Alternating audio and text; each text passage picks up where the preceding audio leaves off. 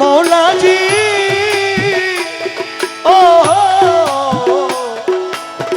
মৌলা রে ও মৌলা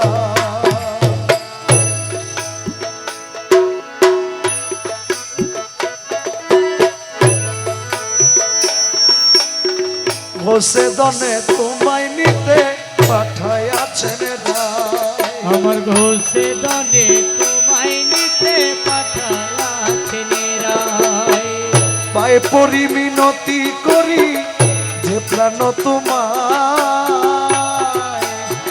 ঘষে দনে তোমায় নিতে পাঠাইয়াছেন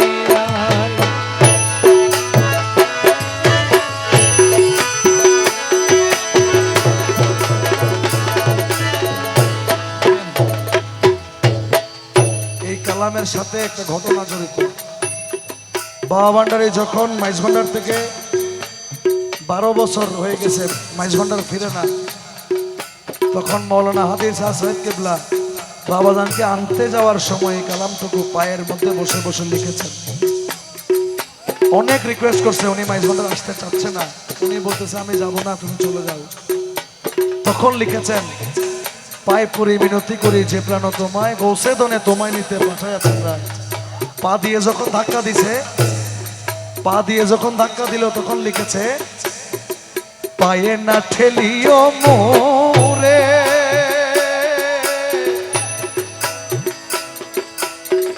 প্রিয়া এবার চলো ঘরে। ও দয়ালি রে পায়ে না ঠেলিও মোরে এবার চলো ঘরে। আরে সিংহাসন ছাড়ি কেন আসিলেন এথায়? আরে সিংহাসন ছাড়ি কেন আসিলেন এথায় মৌলা? সিংহাসন ছেড়ে কেন আসিলেন এথায়? ঘষে দনে তোমায় নিতে পাঠাইয়াছেন প্রিয়া পায়ে পড়ি মিনতি করি যে প্রাণ তোমায় ঘষে দনে তোমায় নিতে পাঠাইয়াছেন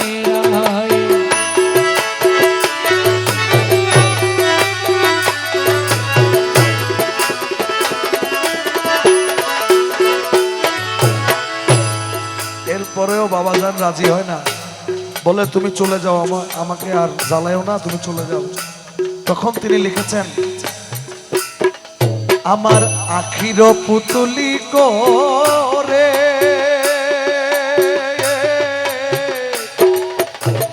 নিব প্রিয়া প্রেমাদরে। ও দয়ালি রে আখির পুতুলি করে ও মৌলা নিব প্রিয়া প্রেমাদরে। বাবা মাঝ ভান্ডারের সিংহাসনে বসাবো তোমায়, বাবা মাঝ ভান্ডারের সিংহাসনে বসাবো তোমায় মৌলা। মাঝ ভান্ডারের সিংহাসনে বসাবো তোমায় মৌলা। মাঝ ভান্ডারের সিংহাসনে বসাবো তোমায় মৌলা।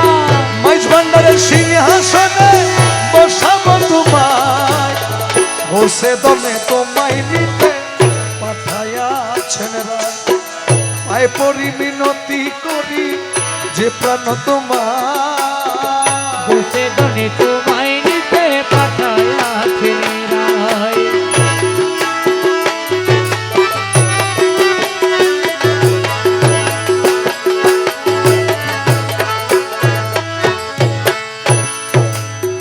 এরপরেও উনি বলছেন উনি যাবেন না। তখন যিনি লিখেছেন মৌলানা হাদি, উনি উনার প্রাণের দোহাই দিয়েছেন, বলেছেন আপনি না গেলে আমি প্রাণে বাঁচবো না। এই দোহাই দিয়ে তারপর ওনাকে কাঁধের মধ্যে করে মাইজুল্লাহ শরীফ এনেছে। শেষের কলিতে লিখেছেন পুষ্প বিনেই হলি কুল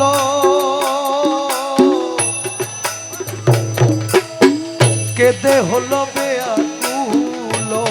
ও দয়ালি রে পুষ্প বিনে অলি কুল মৌলা কেদে হলো বেয়াকুল।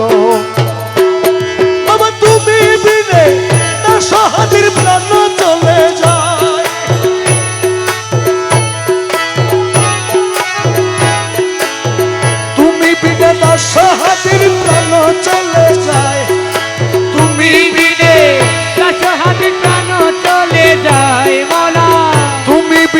অসহায় প্রাণ চলে যায় গোসে দনে তোমায় নিতে পাঠাইয়াছে